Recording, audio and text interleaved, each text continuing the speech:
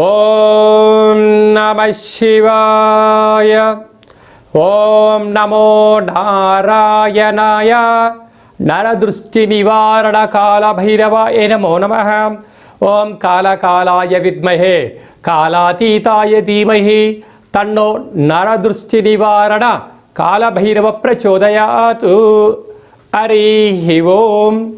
మా ఛానల్కి స్వాగతం. చూస్తున్న వీక్షకులకు ప్రేక్షకులకు ప్రియ కాళభైరవ భగవద్బంధులకి స్వాగతం పలుకుతూ మమ్మల్ని ఎంతగానో ఆదరిస్తూ ఉండబడినటువంటి ప్రియ సోదర సోదరీమణులకు జ్యోతిష్య అభిమానులకు సనాతన ధర్మ సంరక్షకులు అందరికీ కూడా శ్రీ విశ్వావసురామ సంవత్సర చైత్రమాస శుద్ధ బహుళపక్ష ఆదివారం అమావాస్య సందర్భంగా అందరిపైనను ఆ కాళభైరుడి యొక్క కృప కటాక్ష వీక్షణ ఉండాలని కోరుకుందాం.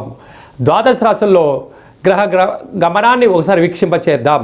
మేషరాశిలో ఏడాది తర్వాత రవి సంచార స్థితి, వృషభ రాశిలో దేవగురు బృహస్పతి చివరార్ధ సంచార స్థితి, కర్కాటక రాశిలో కుచ భగవానుడు నీచ భంగ రాజయోగ సంచార స్థితి, కన్యరాశిలో కేతు సంచార స్థితి, మీనరాశిలో చతుర్గ్రహ సంచార స్థితి, బుధ భగవానుడు శుక్ర భగవానుడు శని భగవానుడు రాహు భగవానుడు సంయోగ సంచార స్థితితో ద్వాదశ రాశుల్లో గ్రహ గమనాలు ఈ విధంగా ఉన్నాయి.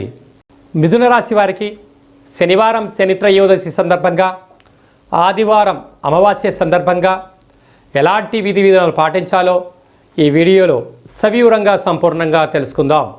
మిథున రాశిలో ఏ నక్షత్రాలు వస్తాయిగా మృగశిర నక్షత్రంలోని 3వ పాదం 4వ పాదం, ఆర్ద్ర నక్షత్రంలోని 4 పాదాలు, పునర్వసు నక్షత్రంలోని 1, 2, 3 పాదం కలిపితే మిథున రాశి.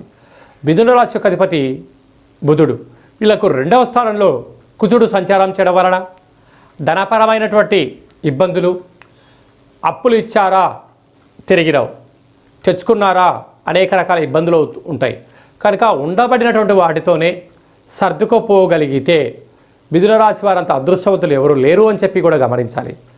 అర్ధాష్టమ కేతు 18 నెలల తర్వాత చివరార్ధ సంచార స్థితిలో ఉన్నాడు కనుక వీలైనంత వరకు మౌనం, ధ్యానం, ఏకాగ్రత, ఏదైనా తెలిసింది పనిచేయండి. తెలియలేదు నా తల్లిదండ్రులతో గురువులతో నీ క్షేమాల గురించి ఎవరైతే బాగు కోరుతారో వారితో చర్చించండి. అప్పుడు అజ్ఞానానికి దూరంగా ఉంటూ సకల గ్రహ దోషాల్లో ఉండే ఇబ్బందులు తొలగించుకోగలరు.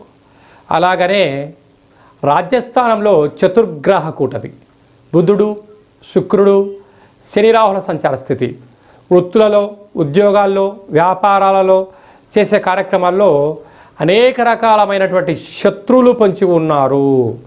ఇలాంటి కాల సమయంలోనే ఆవేశానికి దూరంగా ఉండడం, మౌనంగా ఉండడం, ధ్యానంగా ఉండడం, ప్రశాంత వాతావరణాన్ని ఏర్పాటు చేసుకోగలిగితే, మనసుకు నచ్చినటువంటి ఆధ్యాత్మిక చింతనగా ఉన్నట్లయితే, సూర్య నమస్కారం చేసుకున్నట్లయితే, దేవతారాధన చేస్తున్నట్లయితే, గోసేవ, బ్రాహ్మణ సేవ, గురువుల యొక్క సేవలో ఉన్నట్లయితే వీటన్నిటి కూడా నల్లేరిపైన నడకలాగా మీ యొక్క జీవనం సాగిపోతుందని చెప్పి గమనించాలి. ఏడాది తర్వాత రవి భగవానుడు ఏకాదశ స్థానంలో సంచార స్థితి ఉండడం వల్ల ప్రభుత్వ ఉద్యోగ ప్రయత్నం చేసేవారికి, వృత్తులలో, ఉద్యోగాల్లో, వ్యాపారాల్లో ఉండబడిన వారికి ఇది చాలా మంచి శుభ తరుణం అని చెప్పి కూడా గమనించాలి. అలాగనే వ్యయంలో దేవగురు బృహస్పతి సంచార స్థితి చివరార్ధ సంచార స్థితిలో ఉండడం, మళ్ళీ దేవగురు బృహస్పతి తిరిగి అక్కడ రావడానికి 12 సంవత్సరాల కాలం సమయం పడుతుంది. కనుక వీలైనంత వరకు శ్రీ మేధాదక్షిణామూర్తి స్వామి యొక్క స్మరణ, ధ్యానము, రుద్రాభిషేకం వలన ఈ మిథున రాశి వారికి అద్భుతమైనటువంటి గురు యోగ్యత కలుగుతుందని చెప్పి గమనించాలి. శనివారం పూట శని త్రయోదశి పూజా కార్యక్రమంలో పాల్గొనడం, ఆదివారం అమావాస్య సందర్భంగా మంగళ స్నానాన్ని ఆచరింపజేసి, మృగశిర నక్షత్ర జాతకులు ఎర్రటి గుమ్మడికాయలో ఎర్రటి కుంకుమను 7 చారలు వేసి దిష్టి తీసి బయట వేయడం వలన రుణ సమస్యలు, రోగ సమస్యలు, కుజదోష సమస్యలు తొలగిపోతాయని చెప్పి గమనించాలి. ఆరుద్ర నక్షత్ర జాతకులు నవధాన్యాలను అందులో వేసి దిష్టి తీసి బయట పడేసుకోవడం వలన అంతర్గత బహిర్గత శత్రువులు తొలగిపోతారు. పునర్వసు నక్షత్ర జాతకులు ఎర్రటి గుమ్మడికాయలో పసుపును వేసి అలాగనే పచ్చకర్పూరాన్ని వేసి దిష్టి తీసి బయట వేయడం వలన ఆరోగ్య సమస్యలు, అనారోగ్య సమస్యలు, ధనపరమైన అయినటువంటి చిక్కులు తొలగిపోతాయని చెప్పి కూడా గమనించాలి.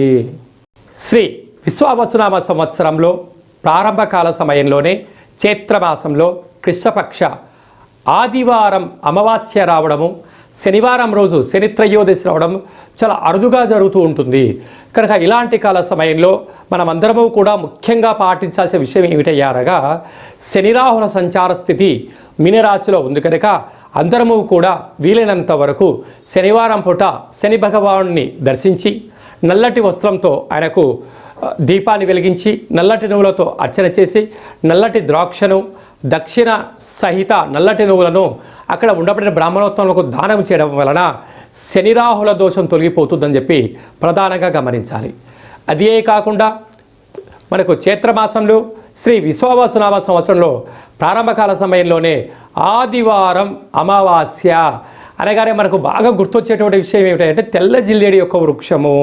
తెల్ల జిల్లేడి యొక్క వృక్షానికి ఎవరైతే ప్రదక్షిణ చేస్తారో, వీలైతే అక్కడ దీపాన్ని ఎవరైతే పెడతారో, ఇంకొంచెం పరిస్థితుల ప్రభావం అనుకూలిస్తే ఆ యొక్క తెల్ల జిల్లేడి యొక్క వేరు తీసుకుని వచ్చి బాగా కడిగి సింధూరం పూసి ఇంట్లో ఒక లక్ష్మీ గణపతి పూజా కార్యక్రమం చేయించుకొని ఇంట్లో పెట్టుకున్నట్లయితే మనకు రాబోయే 7 తరాలకు అద్భుత రాజకీయ, విద్య, ఉద్యోగ, వ్యాపార కార్యక్రమాల్లో విజయాలన్నీ మన సొంతమవుతాయని చెప్పి గమనించగలగాలి.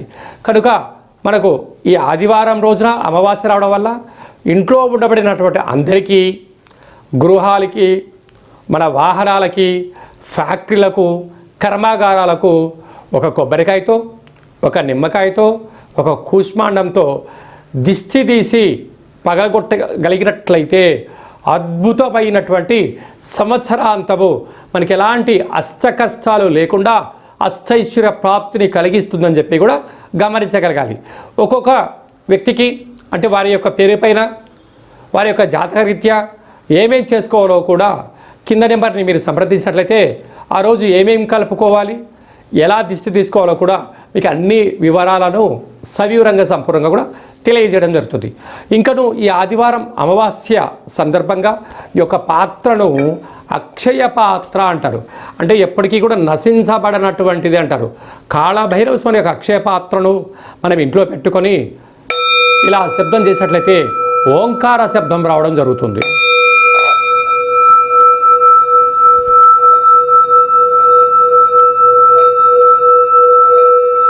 ఈ శబ్ద తరంగాల్ని సృష్టించడం వల్ల ఇంట్లో ఉండబడినటువంటి జ్యేష్ఠాదేవి బయటికి వెళ్ళిపోయి గ్రామంలో, దేశంలో, రాష్ట్రంలో సంచరిస్తూ ఉండబడినటువంటి మహాలక్ష్మి మాత గళ్ళు గళ్ళుమంటూ ఇంటికి రావడం జరుగుతుంటుంది. ఈ అక్షయ పాత్రతో పాటు ఒక కాలభైరవ పూజా కార్యక్రమం చేయించి 27 రకాల వస్తువులతో మీకు దిష్టి తీయించి పాత్ర అందజేయడం జరుగుతుంది. ఆసక్తి గలవారు ఈ కింది నెంబర్ని సంప్రదించవచ్చు. అలాగనే మీ వ్యక్తిగత జాతకం తెలుసుకోవాలనుకుంటున్నారా? మీ పేరు, పుట్టినటువంటి తేదీ, నెల, సంవత్సరం, సమయం రాసి వాట్సాప్లో పంపించగలిగినట్లయితే 100 సంవత్సరాల జాతకాన్ని రాసి పంపించి మీరు పుట్టినప్పుడు గ్రహ గమనాలు ఎలా ఉన్నాయి, ప్రస్తుతం ఎలా ఉంటున్నాయి, శ్రీ విశ్వావసునామ సంవత్సరంలో ఎలా ఉండబోతుంది, రాబోయే కాలంలో గ్రహ గమనాలు ఎలా ఉంటున్నాయి అనేటన్ని కూడా సవివరంగా సంపూర్ణంగా తెలియజేయడం జరుగుతుంది. చాలామందికి పుట్టినటువంటి వారికి డేటా బర్త్లు లేనటువంటి కారణం వలన చాలామంది ఇబ్బంది పడుతూ ఉంటారు. మీ యొక్క పేరు యొక్క మొదటి అక్షరాన్ని అనుసరిస్తూ రాశిని తెలియజేస్తూ రాశి యొక్క ఆదాయ వ్యయాలు, రాశి యొక్క పరిస్థితులు అన్నీ కూడా తెలియజేయడం జరుగుతుంది. అలాగనే కాలభైరవ ఉపాసన చేత రమణ శాస్త్రం ద్వారా భూత, భవిష్యత్, వర్తమానాన్ని తెలియజేయడం జరుగుతుంది. కనుక జాతకాన్ని తెలుసుకుందాం, జీవితంలో రాబోయే అడ్డంకులు ముందే తెలుసుకుందాం, వాటిని అధిగమించే ప్రయత్నం చేద్దాం, ఆ కాళభైరవ స్వామికి ఆశీస్సులు పొందుదాం, అందరము బాగుందాం, అందులో మనమందరం ఉందాము అనేటువంటిది కార్యక్రమంలో స్వామివారికి ఆశీస్సులు పొందుదాం. అందరికీ శుభం, జయం, లాభం జరగాలని కోరుకుంటూ ఆశీర్వచనం. ఓం శతమానం భవతి శతాయు పురుష సతేంద్రియ ఆయుష్యేవేంద్రియే ప్రతిష్టతి. శ్రీ విశ్వావసునామ సంవత్సర ప్రారబ్ధమాస చైత్రమాస భానువాసరే అమావాస్య తిథి పర్వకాల సమయే సర్వత్ర శుభం జయం లాభం శాంతిరస్తు వృద్ధిరస్తు తుష్టిరస్తు వృద్ధిరస్తు అవిఘ్నమస్తు ఆయుష్యమస్తు ఆరోగ్యమస్తు స్వస్తిం శివం కర్మాస్తు కర్మ సమృద్ధిరస్తు వేద సమృద్ధిరస్తు సర్వే జనా సుఖినో భవంతు లోకా సమస్తా సుఖినో భవంతు సర్వం శ్రీ కాళభైరవ దేవతార్పణమస్తు. హరి ఓం. ఈ వీడియో మీకు నచ్చినట్టయితే లైక్ చేయండి, మా ఛానల్ని సబ్స్క్రైబ్ చేయండి. ఈ ఆధ్యాత్మికమైన భక్తి సమాచారాన్ని భగవద్బంధులకు మిత్రులకు చేరవేయండి. హిందూ ధర్మాన్ని కాపాడండి.